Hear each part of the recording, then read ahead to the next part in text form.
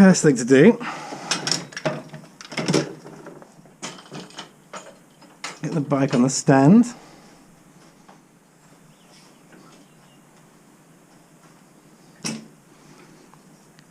Now, a couple of people have asked, how do I get the bike all the way off the ground, and do I have a fancy front stand for it? The short answer is no, I don't.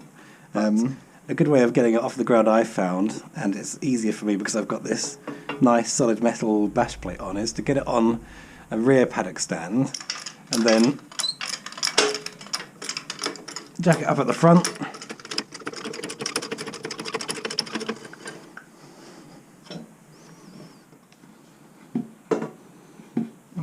That might just about do it. And so this definitely isn't going to get on any Haynes manuals or recommended ways of doing things, but like, it's not a very heavy bike. I wouldn't want to, if you're going to get a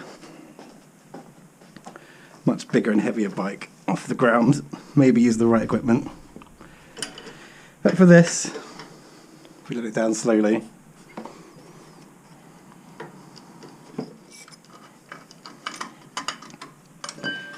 it's pretty solid, rests quite nicely on that bit of wood. Passes the shake test, and it means you got access to the rear wheel and to the front wheel all in one go.